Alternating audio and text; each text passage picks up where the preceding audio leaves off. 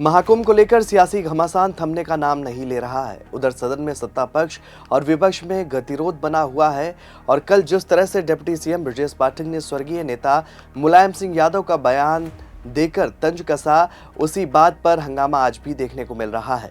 विपक्ष ने मोर्चा खोल रखा है। अब चाचा शिवपाल की नाराजगी भी देखने को मिल रही है। उन्होंने संभल से लेकर कुंभ तक की घटनाओं पर वो बात कह दी है जिससे राजनीतिक पारा चढ़ गया है। क्या है पूरा मामला, आगे आपको वीडियो में बताएंगे। नमस्कार, आप देख रहे हैं 4 PM और मैं हूं आपके साथ में शोभित पाठक। प्रयागराज महाकुंभ अब अपने अंतिम दौर में पहुंच चुका है। 26 फरवरी को महाकुंभ में अंतिम स्नान होना है और इस बीच समाजवादी पार्टी लगातार महाकुंभ को लेकर योगी आदित्यनाथ सरकार पर हमलावर नजर आ रही है। सपा महासचिव शिवपाल यादव ने फिर से महाकुंभ की अव्यवस्थाओं को लेकर सरकार पर निशाना साधा और उन्होंने कहा कि ये सरकार कुंभ में साफ पानी तक नहीं दे पाई।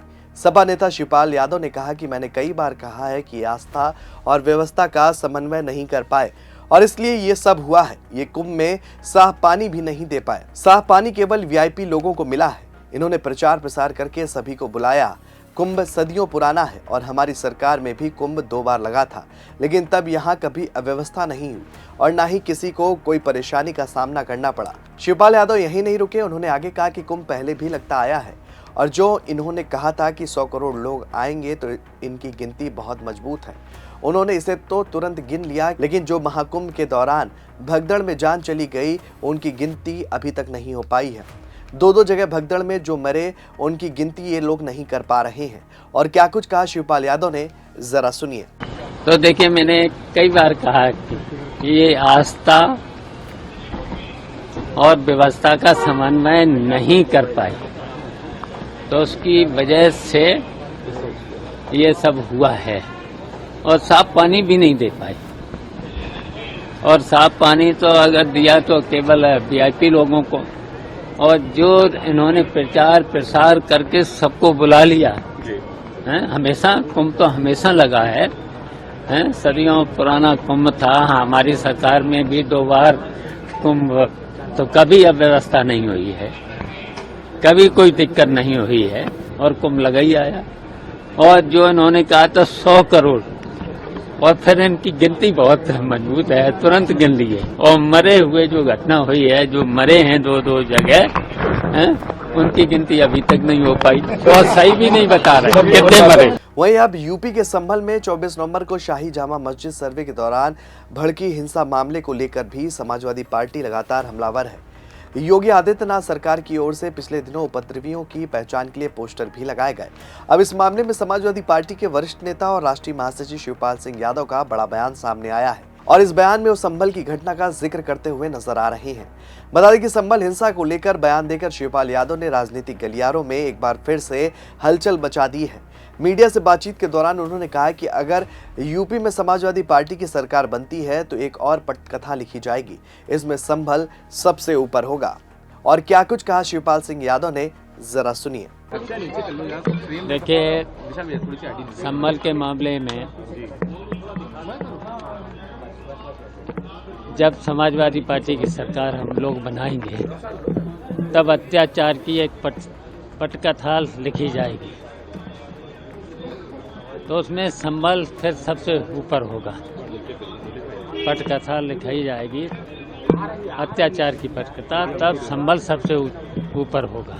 बता दें कि शिवपाल यादव का ये बयान ऐसे समय पर आया है जब यूपी पुलिस ने हाल ही में संभल हिंसा से जुड़े मामलों में चार्जशीट दाखिल की है। एसआईटी ने 24 नवंबर को हुई हिंसा के 6 मामलों में 4400 से अधिक पन्नों की चार्जशीट दाखिल की। अब इसी मामले पर शिवपाल का बयान भी सामने आ गया है, जिससे बीजेपी में हड़कंप मचा हुआ है। संभल में भड़की हिंसा में 5 लोगों की मौत हुई थी और करीब 3 दर्जन लोग घायल हो गए थे। भारी संख्या में पुलिस और प्रशासन के अधिकारियों को हिंसा के दौरान चोटें भी आई थी। चार्जशीट के अनुसार हिंसा की साजिश यूएई में रहने वाले संभल निवासी शारिक साठा ने रची थी। पुलिस का दावा है कि शारिक साठा पहले दिल्ली एनसीआर में वाहन चोरी के गिरोह का संचालन करता था। उसका संबंध दाऊद इब्राहिम और पाकिस्तान की आईएसआई से भी बताया जा रहा है। शारिक साठा फर्जी पासपोर्ट के जरिए देश से फरार हो गया। बता दें कि इस मामले में सीओ कुलदीप कुमार और अतिरिक्त जिला सरकारी वकील हरिओम प्रकाश ने सीजेएम अर्चना सिंह की कोर्ट में चार्जशीट पेश की है। चार्जशीट में 79 आरोपियों के नाम भी शामिल हैं। वे अभी विभिन्न धाराओं के तहत जेल में बंद हैं। संभल के एसपी कृष्ण कुमार बिश्नोई ने कहा है कि जांच के दौरान शारिक साठा की संलिप्तता के पर्याप्त सबूत भी मिले हैं। गिरोह के अन्य सदस्यों के नाम भी सामने आए हैं। आगे की जांच के बाद एक पूरक चार्जशीट दाखिल की जाएगी। बता दें कि चार्जशीट में सपा सांसद जियाउर रहमान बर्क और स्थानीय विधायक इकबाल महमूद के बेटे सुहेल इकबाल का भी नाम है। दरअसल 24 नवंबर को शाही जामा मस्जिद के एएसआई सर्वे के दौरान हिंसा भड़क गई थी और इसके बाद इस मामले पर खूब राजनीति हो रही है। बता दें कि समाजवादी पार्टी का प्रतिनिधि मंडल भी संभल पहुंचा था। वहीं शिवपाल यादव के इस बयान से राजनीति भी गर्मा गई है। उनके बयान के बाद भाजपा सहित कई दलों ने सपा पर निशाना साधा है। विपक्षी दलों ने इसे भड़काऊ और गैर जिम्मेदाराना बताया है। बता दें कि शिवपाल यादव के मंसूबे कभी पूरे नहीं होने की बात कही जा रही है। शिवपाल यादव के बयान को सपा का असली चेहरा बताया जाने लगा है। वहीं प्रधानमंत्री नरेंद्र मोदी ने महाकुंभ को लेकर की गई आलोचनात्मक टिप्पणियों के लिए कुछ नेताओं की निंदा की और इस दौरान उन्होंने कहा कि गुलामी की सोच रखने वाले लोग विदेशी शक्तियों के सहयोग से भारत की धार्मिक और सांस्कृतिक परंपराओं पर लगातार हमले करते रहते हैं। इस पर भी समाजवादी पार्टी नेता शिवपाल यादव ने कड़ी नाराजगी जताई है। उन्होंने कहा कि भारतीय जनता पार्टी के लोग पिछड़े, अल्पसंख्यक और दलित समुदायों का मजाक उड़ाते रहते हैं। उन्होंने कहा कि हमने कभी किसी का मजाक नहीं उड़ाया। जिन लोगों की आस्था है उनका हम में से किसी ने मजाक नहीं बनाया। सिर्फ भारतीय जनता पार्टी के लोग ही ऐसा करते आए हैं। ये पिछड़े, अल्पसंख्यक और दलित समुदाय का मजाक उड़ाते रहते हैं। इसके बाद उन्होंने अखिलेश यादव के कन्नौज में मंदिर को गंगा जल से धोने वाले बयान पर भी अपनी राय दी। उन्होंने कहा कि वो सही था। पहले उन्होंने मुख्यमंत्री आवास छोड़ा, फिर कन्नौज गए और मंदिर में दर्शन किए तो बीजेपी वालों ने उसे गंगा जल से धुलवाया। अब उन्होंने गंगा में स्नान किया है तो गंगा जल को किससे साफ कराएंगे?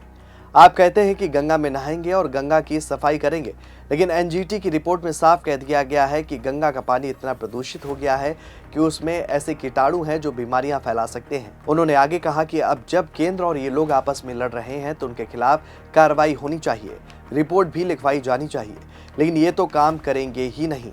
वो यहीं नहीं रुके। उन्होंने कहा कि मैंने कई बार कहा कि ये लोग आस्था और व्यवस्था का संतुलन नहीं बना पाए और इसी वजह से ये सब हो रहा है। जो साफ पानी दिया वो सिर्फ वीआईपी लोगों के लिए था। इन्होंने प्रचार प्रसार करके सबको बुला तो लिया, लेकिन कुंभ का आयोजन जो सदियों पुराना है और हमारी सरकार में भी हुआ है, उसमें कभी कोई व्यवस्था की कमी नहीं हुई। हमने कभी कोई परेशानी नहीं होने दी, लेकिन इन्होंने इसे बिगाड़ कर रख दिया। इन्होंने कहा था कि 100 करोड़ लोग स्नान करेंगे और इनकी गिनती तो बहुत तेज है, तुरंत गिन लिया, लेकिन हादसे में जो लोग मरे हैं उनकी अभी तक गिनती नहीं हो पाई। ये ठीक से बता भी नहीं पा रहे हैं कि कितने लोग मारे गए हैं। तो फिलहाल शिवपाल यादव का मिजाज देखकर लग रहा है कि वो योगी सरकार को घेरने का कोई भी मौका नहीं छोड़ रहे हैं। अब देखने वाली बात ये होगी कि बीजेपी की तरफ से इस बयान को लेकर क्या प्रतिक्रिया सामने आती है। ये तो आने वाला वक्त बताएगा। इस खबर में फिलहाल इतना ही। ऐसी तमाम राजनीतिक खबरों के लिए बने रहिए और देखते रहिए 4 PM न्यूज़ नेटवर्क। धन्यवाद।